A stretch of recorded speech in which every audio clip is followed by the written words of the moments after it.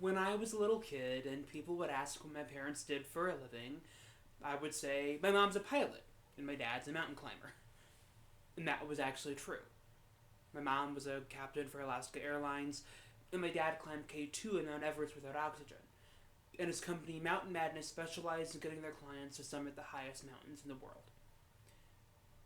And then, 3 days before my 9th birthday, I woke up to the sound of my mom sobbing in the hallway outside my bedroom.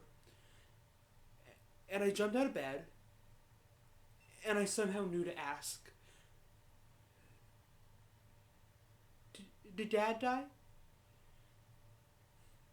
And she said, yeah, honey. They can't get him off the mountain.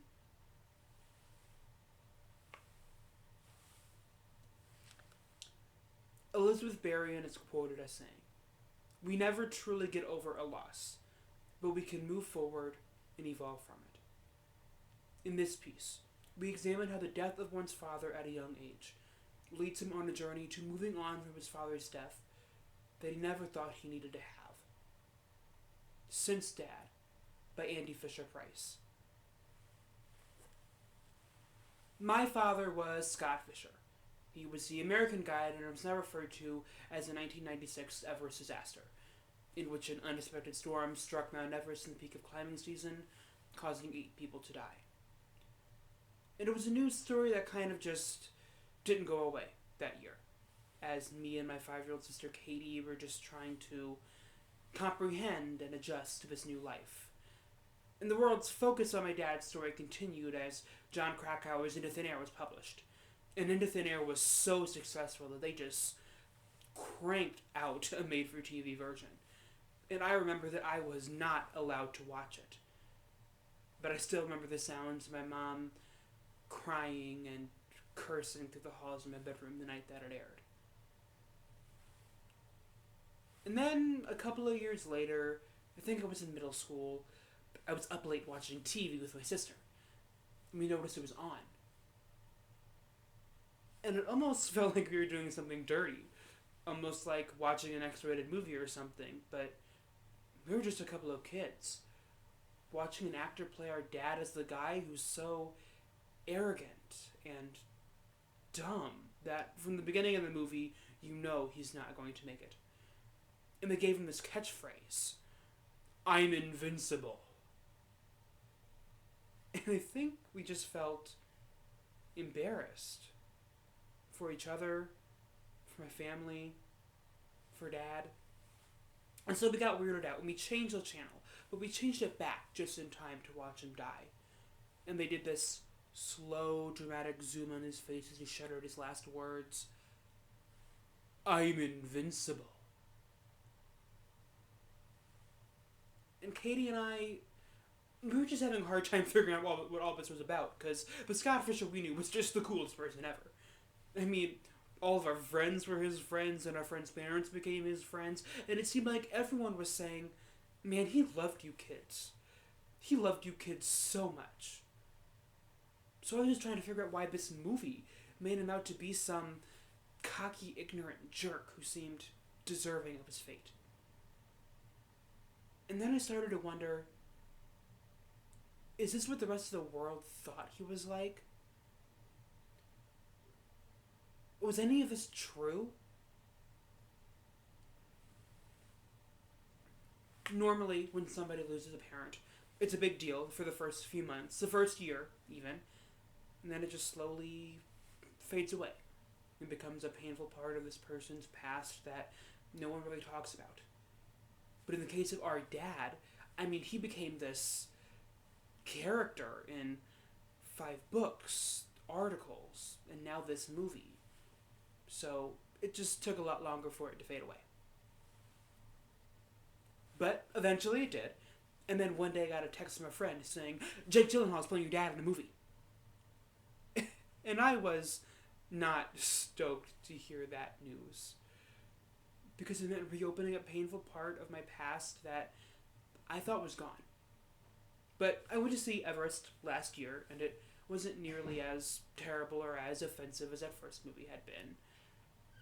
But I still didn't enjoy it. I still felt sick watching his death scene. I mean, I don't know anyone else besides my sister who has watched two different actors play their dad die on screen. And a couple of weeks before the movie came out, we had lunch with a client on my dad's 96 trip. She was the one who paid for the construction of the Chorten. It's the stone monument that Sherpas build to remember climbers who passed away in the Himalayas. And we told her that for years we'd seen pictures of it, but we never found the time or the money to go out and see it for ourselves. And she couldn't believe that we'd never seen it, so she says, "You guys have to go. I'll pay for your flight. You need to see it." And so 2 weeks later, I'm on a flight to Nepal, and I catch my first glimpse of Mount Everest. And I think I almost wanted it to be this emotional experience, because for the first time, I was staring at my father's gravesite. But I almost had to push away feelings of guilt, because Katie and I, we were just having so much fun. I mean, we're best friends, and we don't get to see each other that often. So it was just her and I hiking, having a great old hilarious time on the most beautiful place on the planet. And the night before we made our ascent to see the Chorten, we bought Wi-Fi at our lodge, and we stumbled across this article. It was interviewing another client on my dad's 96 trip, Dale Cruz.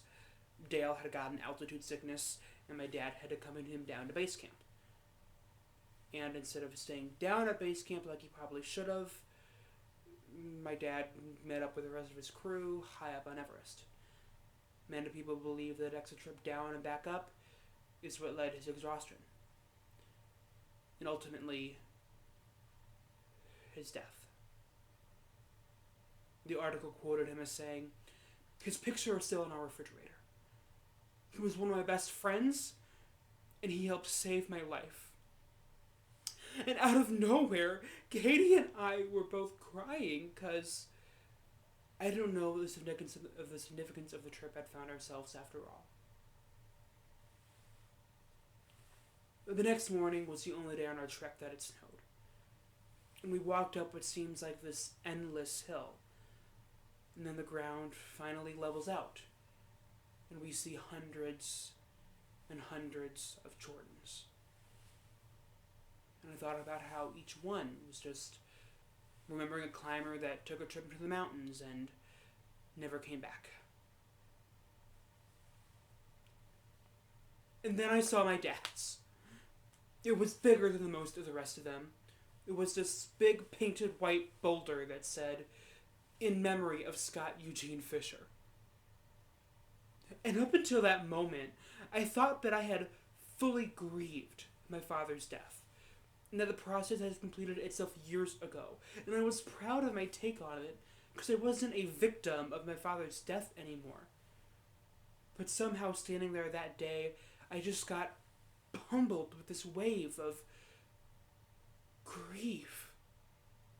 It was like for the first time, my body was acknowledging the existence of someone who was directly responsible for my existence. And all of the articles, books, movies, none of them had been as real as just staring at that rock.